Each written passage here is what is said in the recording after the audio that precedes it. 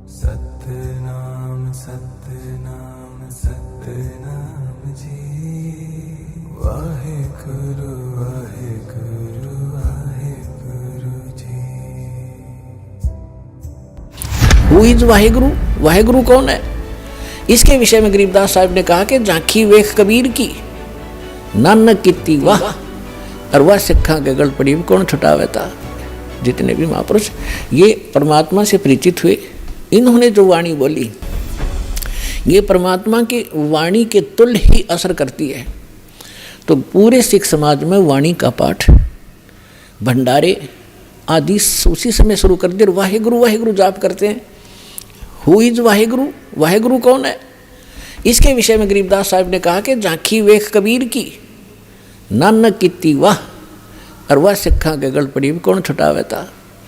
नानक साहब ने को परमात्मा मिले थे जिंदा महात्मा के रूप में, जब वो बेई नदी में स्नान करने प्रतिदिन जाते थे सुल्तानपुर शहर के पास, जहाँ वो एक राजा के घर के यहाँ नौकरी करते थे मोदी खाने की।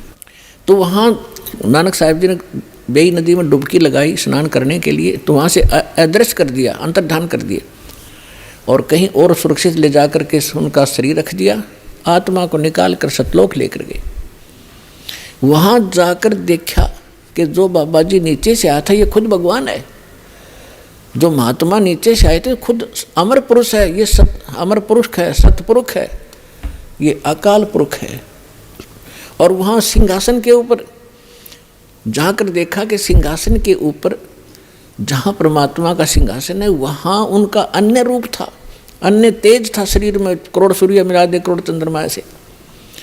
तो नानक साहब जी ने सोचा कि ये जो तख्त पर बैठा है ये है रब, अमर पुरुष, और ये नीचे से जो जिंदा महात्मा आए हैं ये कोई यहाँ के नौकर होंगे। इतने में क्या देखा कि जिंदा महात्मा के रूप में परमात्मा नीचे से गए थे, वो अपने ही दूसरे स्वरूप पर जो सिंहासन पर तेजों में शरीर, उसमें प्रकाश निकल रहा था, करोड़ सूर्य मिला दे करोड़ चंद्रमा ऐसा एक रोम में, उस पर चंवर करने लगे। थोड़ी देर के बाद क्या होता है कि वो सिंहासन वाले रूप उठे, नीचे से गए महात्मा के रूप में परमात्मा और अनंत कोटि ब्रह्मांड के सिंहासन पर विराजमान हुए। देखते ही देखते जो तेजों में शरीर था वो जिंदा महात्मा वाले रूप में समा गया, और जिंदा महात्मा ही उस अनंत कोटि ब्रह्मांड के सिंहासन पर, संचालक के सिंहासन पर विराजमान थे। चंवर अपने आप हो रहा था। तब परमात्मा ने कहा कि प्यारी आत्मा, तुम्हारे लिए मैं भटक रहा हूँ, और तुम्हें जिस उद्देश्य के लिए भेजा था भूल गए थे।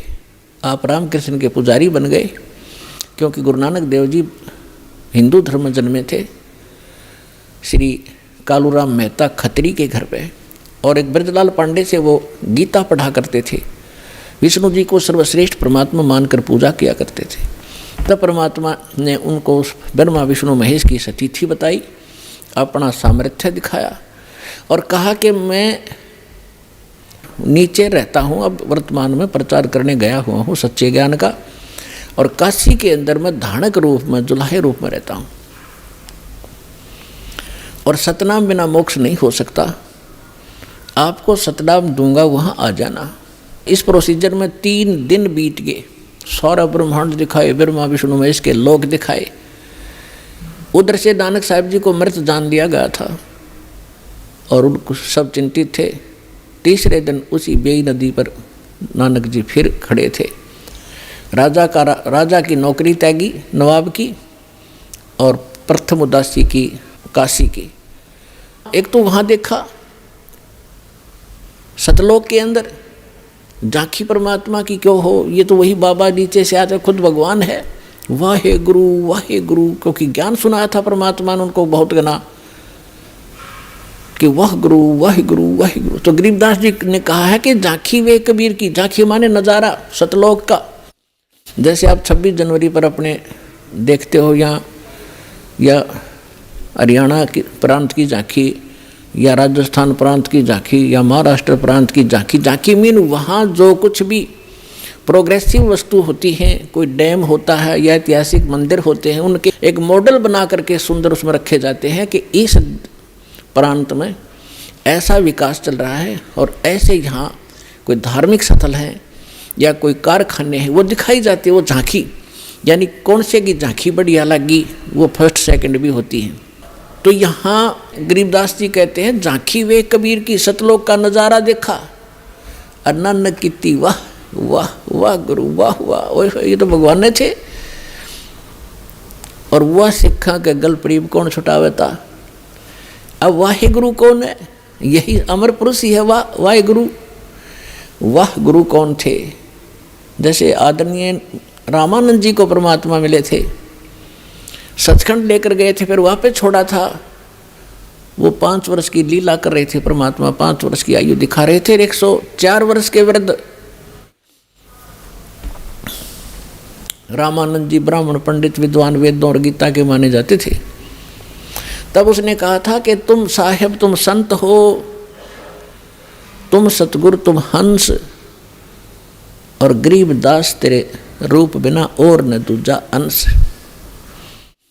तुम स्वामी मैं बाल बुद्धि, तुम मालिक हो, मेरा ज्ञान तो एक बालक जैसा था। तुम स्वामी मैं बाल बुद्धि, कर्म भ्रम की ओर नाश। रामानंद जी कह रहे हैं, गरीबदास जी परमात्मा से प्राप्त ज्ञान को तुलसीदास जी की तरह अपनी छाप लगा कर बता रहे। गरीबदास निज ब्रह्म तुम, निज ब्रह्म ने वास्तविक परमात्मा आप हो। मुझे हो गया दृढ़ विश्वास, दोहू ठोड़ है एक तू भया एक से दो। गरीबदास हम कारणे तुम आए हो मगजो, वहां से चल कर आए हो। बोलत रामानंद जी सुनो कबीर करतारे, गरीबदास सब रूप के तुम ही सर्जनहारे। तो इसी प्रकार नानक साहिब जी ने देखा, जब काशी के अंदर जब वापस पहुंचे, पृथ्वी पर खोजने लगे, इस ज्ञान की चर्चा करते चले, उसका जवाब कहीं नहीं मिला उनको कि ब्रह्मा विष्णु महेश से भी ऊपर कोई शक्ति है। तो जब वहाँ पहुँचे, परमात्मा ने वहाँ प्रचार कर रखा था। परमात्मा के ज्ञान से परिचित जो रामानंद जी के आश्रम में भगत मिले, उन्होंने 1 मिनट में सारी कथा सुना दी सचखंड सतलोक की।